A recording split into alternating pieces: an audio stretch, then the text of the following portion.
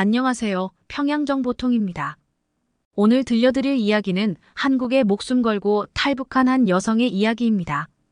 북한에서 상위 1%에 속할 만큼 풍족하게 누리기만 하는 삶을 살아온 이 여성은 도대체 무엇 때문에 소중한 목숨 걸고 탈출을 했을까요?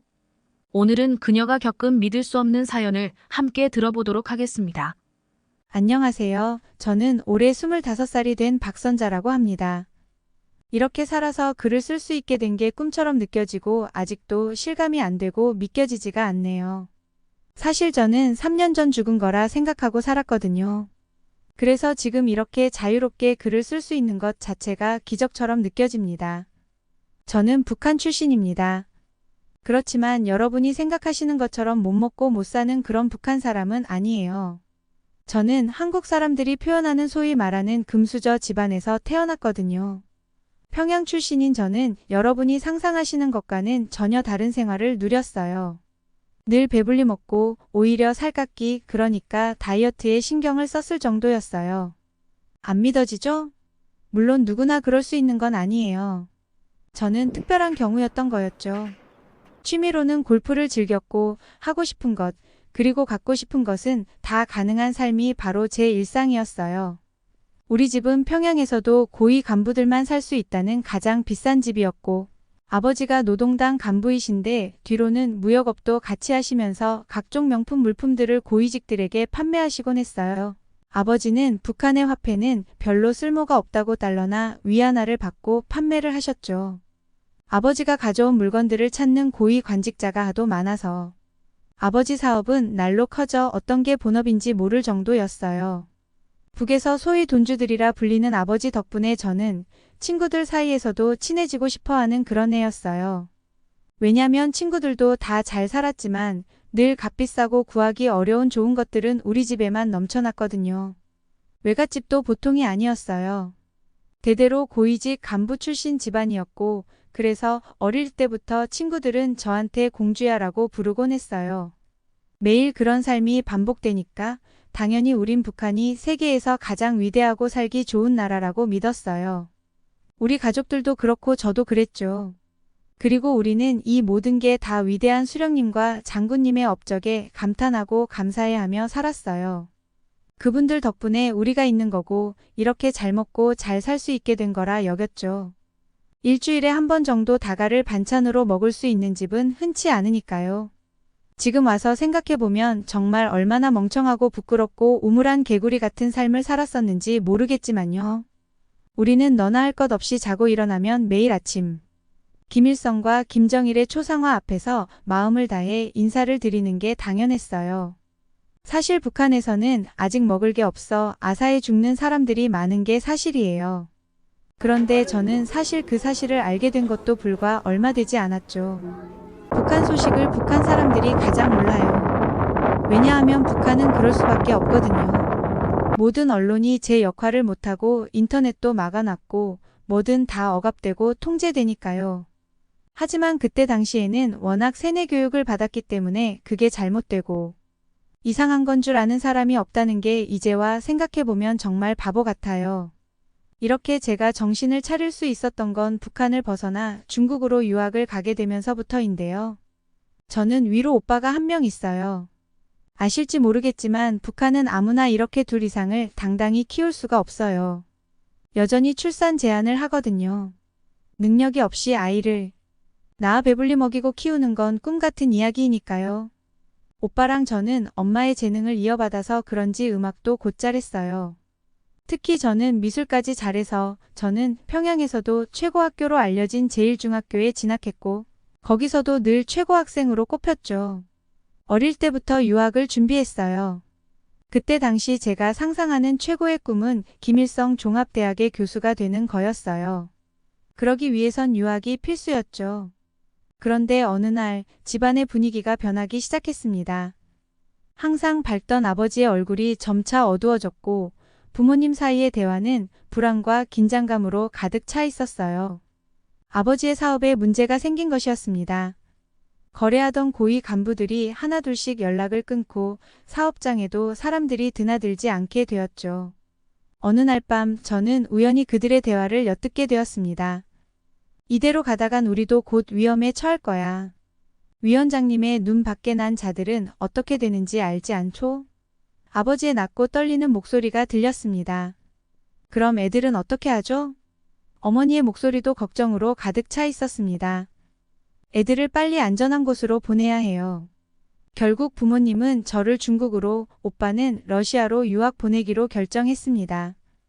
외국에서 공부 열심히 하고 오면 된다며 저를 다독였지만 저는 그때부터 마음 한편에 불안감을 품고 있었습니다. 유학을 가기로 준비하고 있었지만 왜 갑자기 떠나야 하는지, 돌아갈 수 있는 것인지 모든 게 의문투성이었죠.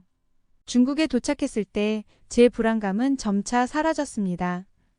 유학을 온 다른 학생들과는 어울리며 공부하며 적응하느라 노력보니 어느새 부모님과의 연락이 점점 뜸해졌지만 돈은 풍족하게 주셔서 유학 생활에 큰 어려움은 없었습니다. 처음엔 북한의 위대함을 다른 나라 애들한테 본 때를 보여주겠다는 생각뿐이었습니다. 거기서 저는 제 소속과 출신을 숨겼는데 내가 당연히 남한 사람이라고 생각할 때마다 화가 끓어올랐어요. 나를 그딴 못 사는 거지 같은 국가 출신이라 여기다니. 머리채라도 잡고 싶었죠. 하지만 부모님이 절대 출신을 티 내지 말라고 하셔서 꼭 참았습니다. 그런데 유독 내가 한국에서 온 줄 알고 잘해주며 거슬리게 하던 중국 학생이 있었거든요. 걔 때문에 저는 처음으로 한국의 수준이 어느 정도인지 그리고 북한의 실체가 뭔지 알게 되어 버렸어요. 처음 제가 왜 그런 사람을 미워할 수밖에 없었는지 제 이야기를 잠깐 할게요. 제 학창 시절은 학교에서 매일 사상 교육을 받는 게 당연한 일이었어요. 위대한 수령님과 장군님의 업적에 대해 배웠고 우리나라의 주체 사상이 얼마나 위대한지 끊임없이 들었어요. 저는 이 모든 것을 의심 없이 받아들였습니다. 그때 저에게는 이것이 전부였으니까요. 하지만 지금 돌이켜보면 그때 제 삶이 얼마나 제한적이었는지 우물안 개구리처럼 북한이라는 좁은 세상 안에서의 풍족함에 만족하고 살았다니. 저와 그리고 우리 가족 모두가 바깥 세상에 대해 아무것도 몰랐어요. 아버지는 무역을 하시니까 서방 세계에 대해 아시겠지만 우린 텔레비전에서는 항상 우리나라의 위대함과 다른 나라들의 비참함만을 보여줬습니다. 그러니 그게 전부라고 믿었습니다. 주말이면 가끔 부모님과 함께 평양 시내 대성백화점에 들러 마음껏 쇼핑을 하고 만수대 분수공원을 산책하거나 능라도 유원지에서 시간을 보냈죠. 그때만 해도 저는 북한이 전 세계에서 가장 천국 같다고 생각했어요. 깨끗한 거리, 웃고 있는 사람들, 그리고 우리를 향해 경의를 표하는 시민들, 모든 것이 완벽해 보였습니다. 지금 생각해보면 그 모든 것이 얼마나 통제된 환경이었는지 그때는 몰랐어요. 우리는 한국에 와서 본 트루먼쇼처럼 잘 꾸며진 평양이라는 무대의 스튜디오 안에 살고 있었던 거죠. 중국에 도착했을 때 솔직히 저는 충격을 받았어요. 거대한 도시, 수많은 사람들, 그리고 화려한 건물들, 모든 것이 제가 알고 있던 세계와는 달랐습니다. 하지만 저는 곧 정신을 차렸어요. 이건 다 겉모습일 뿐이야. 우리나라가 훨씬 더 좋다고 스스로를 다독였고 대학 생활이 시작되면서 저는 누구보다 열심히 공부했어요. 북한 말투를 티내지 않으려고 중국어로 대화했지만 친구들과 이야기를 할수록 많은 혼란도 겪었습니다. 다른 나라에서 온 학생들과 대화를 나누면서 제가 알고 있던 세계가 전부가 아니라는 것을 조금씩 깨닫기 시작했거든요. 하지만 저는 계속해서 제 신념을 지키려 노력했어요. 이건 다 자본주의의 선전일 뿐이야. 우리나라가 진정한 낙원이라고. 그런데 제 신념을 지킬 수 없는 일이 벌어지고 말았어요. 웨이가 보여준 K-팝과 한국 드라마였어요. 웨이 노트북으로 우연히 같이 보게 된 K-팝은 화려한 무대, 완벽한 안무, 그리고 세련된 음악, 모든 게 너무나 신선하고 충격적이었죠. 이게 정말 한국이야?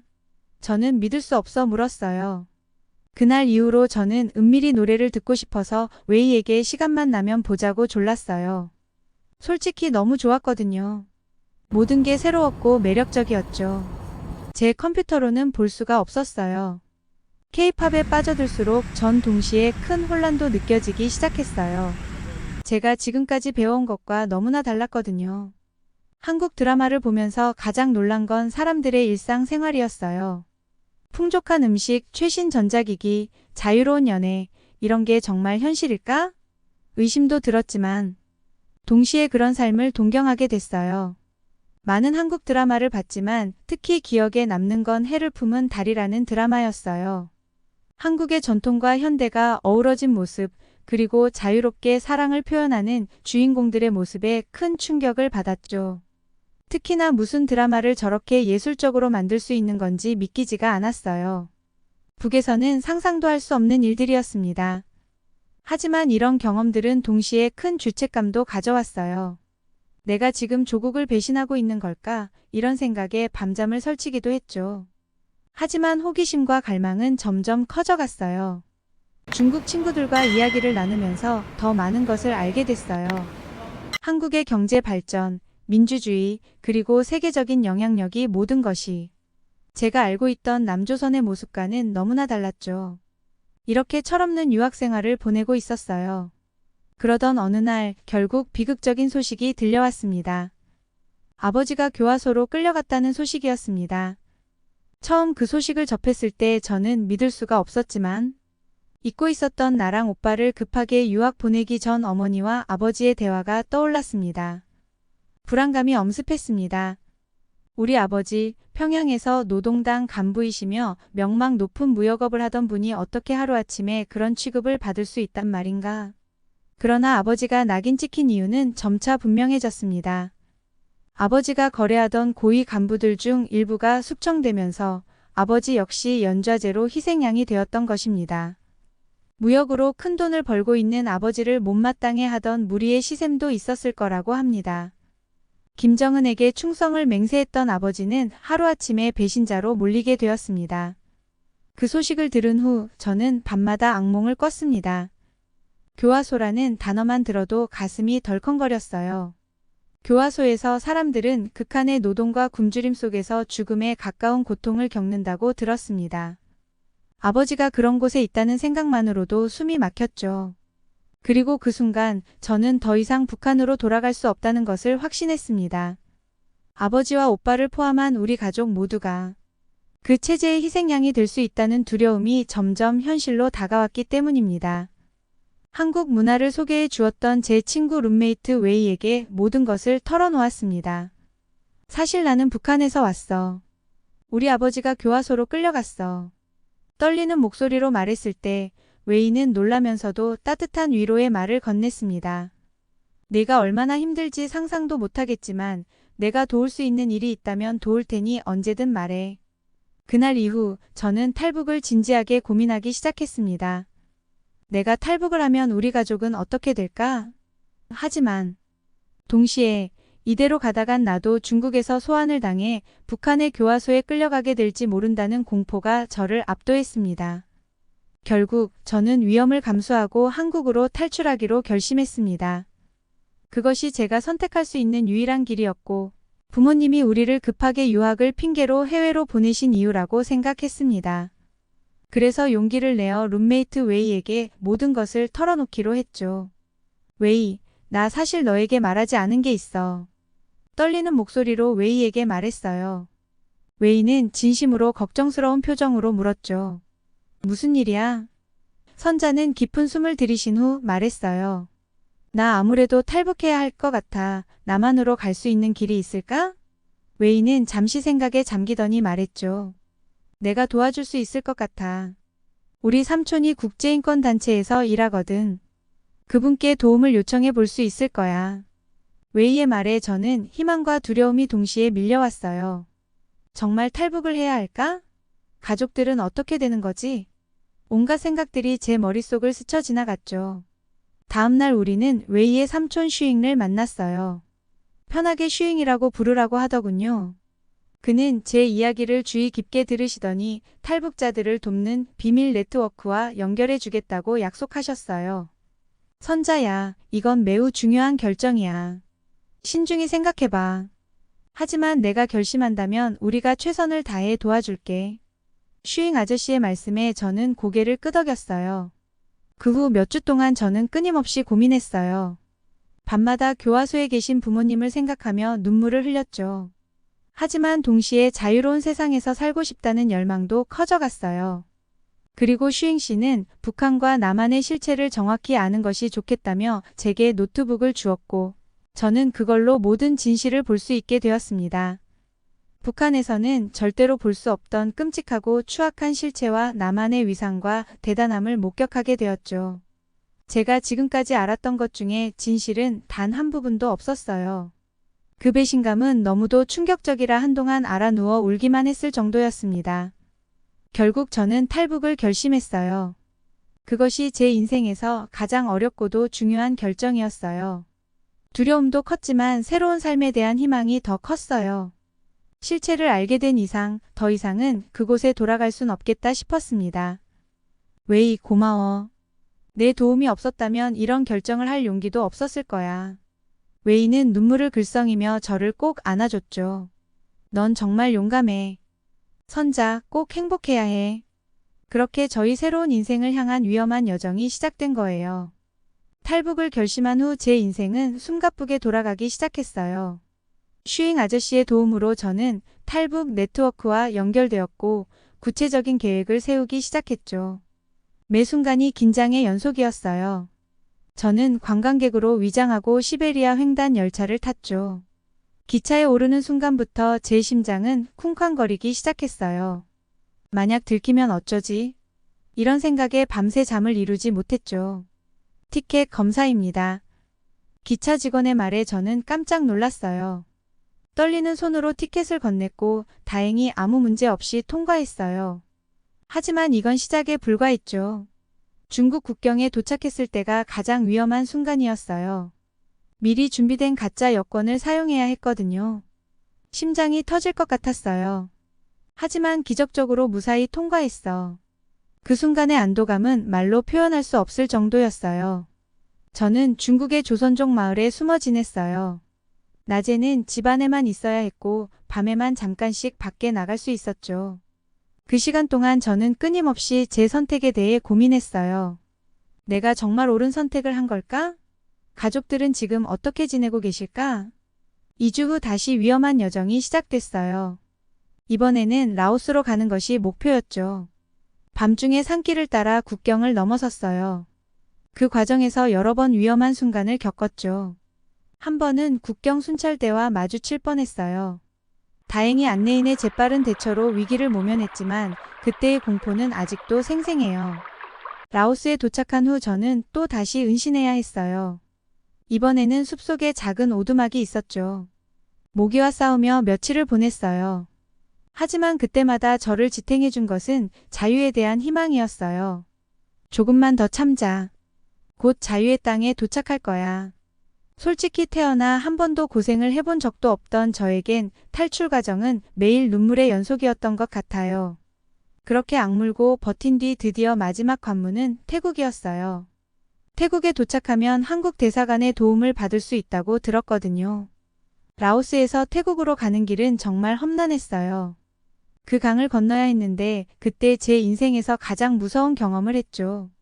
작은 보트를 타고 강을 건너는데 갑자기 폭풍우가 몰아쳤어요. 보트가 뒤집힐 뻔했죠. 그때는 이젠 정말 죽겠구나 생각했어요. 하지만 정말 감사하게도 기적적으로 태국에 도착했고 마침내 한국 대사관에 연락을 취할 수 있게 된 거죠. 대사관 직원을 만났을 때 저는 참았던 눈물을 터뜨리고 말았죠. 그제야 정말 안전해졌다는 것을 실감했어요. 태국에서 2개월을 보낸 후 드디어 한국행 비행기에 올랐어요. 비행기가 이륙하는 순간 저는 창밖을 바라보며 꺽꺽 소리를 내며 뭐라 설명할 수 없는 눈물을 마구 쏟으며 숨죽여 오열했습니다. 인천공항에 도착했을 때 제 마음은 복잡했어요. 기대와 두려움, 그리고 새로운 삶에 대한 희망이 뒤섞였던 하지만 공항에 발을 디딘 순간 저는 제가 상상했던 것보다 훨씬 더 발전된 세계에 들어섰다는 것을 깨달았어요. 제가 봐온 것이 가짜가 아니었다는 걸 경험한 첫 순간이었어요. 공항의 첨단 시설, 사람들의 화려한 옷차림, 그리고 모두가 들고 다니는 최신 스마트폰까지 모든 것이 저에게는 충격이었죠. 이게 정말 현실인가? 저도 모르게 중얼거렸어요. 사실 북한은 건물만 모형처럼 있고 그 안에는 전기도 안 들어와요. 그래서 엘리베이터가 운행을 못해. 아무리 잘 사는 집에 살아도 걸어 올라가는 일이 잦아요. 그렇다고 불만을 제기할 수도 없이 당연한 일로 받아들이죠. 전기가 24시간 돌아가는 게 아니니 자동문이 없는 건 당연히 없고요. 하지만 한국은 모든 곳에 대부분 자동문, 그리고 심지어 에스컬레이터까지 수시로 돌아가고 있더군요. 너무도 다른 상황에 저는 얼었어요. 공항에서 저를 맞이한 정부 관계자들은 친절했지만 저는 여전히 긴장을 풀 수 없었죠. 그들이 저를 데려간 곳은 하나원이라는 탈북자 정착 지원 시설이었고, 그곳에서 저는 한국 사회에 대한 교육을 받게 되었어요. 하나원에서 첫날 저는 또 한 번 충격을 받았어요. 식당에 가서 점심을 먹으려는데 그 풍성한 식단에 입이 떡 벌어졌어요. 국은 기본이고 여러 가지 반찬에 과일까지, 게다가 원하는 만큼 더 먹을 수 있다고 하더라고요. 저는 맨날 고급 음식을 먹었다고 생각했는데 그 음식보다 더 고급 음식들이 펼쳐져 있다니. 저는 처음에는 저를 속이기 위해서 그런 음식으로 현혹하려고 한다고 생각했어요. 그래서 물었죠. 이게 정말 매일 먹는 음식이 맞아요? 옆에 있던 선생님께 물었어요. 네, 한국에서는 이 정도가 일반적인 식사예요. 선생님의 대답에 저는 믿을 수 없었어요. 이제는 믿지만 그때 당시엔 정말 심각하게 믿어야 하나 고민했었어요. 근데 더 놀라운 건 같은 한식인데 한국 음식은 북한 음식과 비교할 수도 없을 정도로 맛있다는 거였죠. 김치도 맛 자체가 아예 달라서 저는 너무 혼란스러웠어요. 김치에는 비싸고 귀한 고춧가루와 양념들을 얼마나 넣었는지 정말 빨갛고 맛있었어요. 제가 북에서 잘 먹고 잘 살았다고 한 거 죄송합니다. 여기 와서 보니 아무나 먹을 수 있는 평범한 것보다 못한 거였어요. 그건 그냥 안 굶고 밥을 먹고 살았다는 얘기였어요. 한국에 온 뒤에 교육과정에서 가장 놀라웠던 건 정보의 자유로움이었고, 인터넷을 통해 어떤 정보든 자유롭게 찾아볼 수 있다는 사실이 신기했죠. 처음으로 구글을 사용해 봤을 때 제 손끝에서 전 세계의 정보가 펼쳐지는 걸 보고 정말 감격했어요. 와, 이렇게 쉽게 모든 걸 알 수 있다니 저는 감탄을 금치 못했죠. 하지만 새로운 환경에 적응하는 과정이 늘 쉽지만은 않았어요. 특히 한국의 새로운 생활과 문화의 속도를 따라가는 게 힘들었죠. 지하철에서 교통카드를 사용하는 법, ATM 기기로 돈을 인출하는 법 등 일상적인 일들도 저에겐 큰 도전이었어요. 어느 날 편의점에서 음료수를 사려다 당황한 적이 있어요. 계산대에 사람이 없었거든요. 알고 보니 그건 무인 계산대였어요. 화면을 터치해서 직접 계산하는 시스템이었고 그때 정말 한심하다는 생각이 들었어요. 이런 간단한 걸 못하다니. 또 다른 충격은 개인의 자유였고 사람들이 자신의 의견을 자유롭게 표현하고 원하는 직업을 선택할 수 있다는 점이 신기했죠. 한 번은 TV에서 대통령을 비판하는 프로그램을 봤는데 그걸 보고 정말 놀랐어요. 저렇게 대놓고 비판해도 되는 거예요? 제가 묻자 옆에 계신 선생님이 웃으며 대답하셨고, 당연하죠. 이게 바로 민주주의예요. 북한에서 있다면 아마 그 즉시 쥐도 새도 모르게 사라졌을 일이었죠. 날이 갈수록 괜찮을 줄만 알았지만 이런 새로운 환경에 적응하는 과정에서도 저는 종종 북한에서의 삶과 가족들을 그리워했어요. 특히 밤이 되면 부모님 생각에 눈물을 흘리곤 했죠. 지금쯤 부모님은 어떻게 지내고 계실까? 나 때문에 고통받고 계시진 않을까? 또한 빠르게 변화하는 한국 사회에서 뒤처지는 것 같은 불안감도 느꼈어요. 다른 사람들에게는 당연한 일들이 저에겐 너무나 어려웠거든요.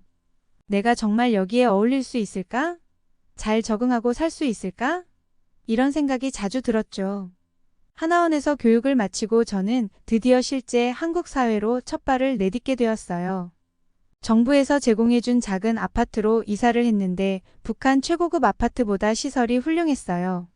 디지털 도어락이 설치되어 집에 들어가려면 비밀번호를 치고 아파트 입구부터 들어와야 하는 걸 보고 북한과의 차이를 곳곳에서 느꼈죠.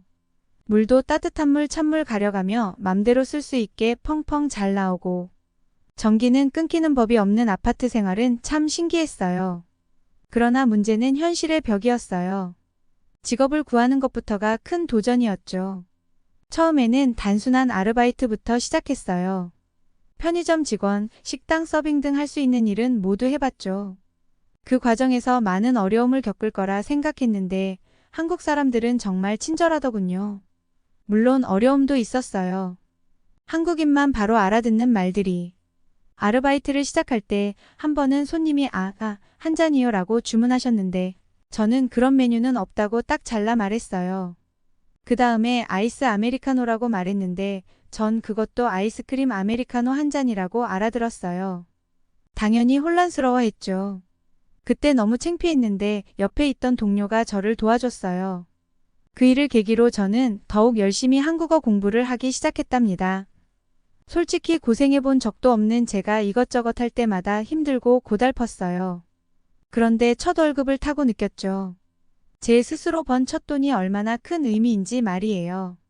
모든 걸 다 가지고 살았다고 생각했는데 가장 큰 것을 잃고 살았다는 걸 뒤늦게 깨달았어요. 그건 바로 자유예요. 내 앞길, 내 미래는 내가 선택할 수 있다는 거.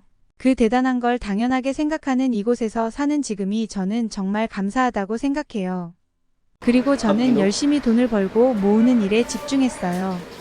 가족을 탈북시키기 위해서는 많은 돈이 필요하다는 것을 알게 되었고, 그래서 밤잠 줄여가며 억척스럽게 일을 하고 있습니다. 예전에는 손가락 하나 까딱하지 않아도 모든 것이 해결되었는데, 이제는 모든 걸 스스로 해야 하는 상황이 너무나 생소하지만, 특히 하루 종일 서서 일하고 밤늦게까지 손님들을 상대하는 일은 저에게 큰 고통이었죠.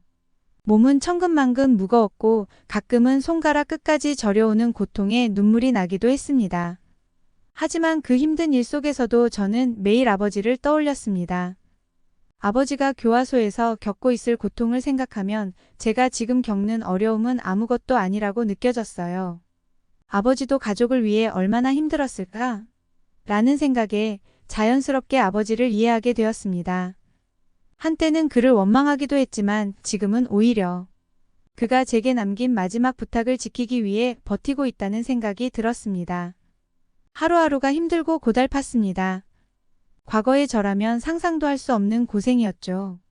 하지만 그렇게 번 돈이 조금씩 쌓여갈 때마다 저는 부모님을 구하기 위해 한 걸음 더 다가서고 있다는 것을 느낄 수 있었습니다. 아버지도 가족을 지키기 위해 얼마나 힘들었을까? 라는 생각이 들 때마다 저 역시 포기하지 않기로 다짐했어요. 그리고 마침내 제가 모은 돈과 슈잉의 네트워크를 통해 부모님을 탈북시키는 계획이 실행되었습니다. 탈북 과정을 지켜보는 동안 저는 매일이 긴장의 연속이었어요. 작은 실수 하나라도 생기면 그들이 잡혀갈 수 있다는 생각에 밤잠을 설치기 일쑤였습니다. 하지만 기적적으로 부모님과 오빠는 안전하게 북한을 빠져나올 수 있었습니다.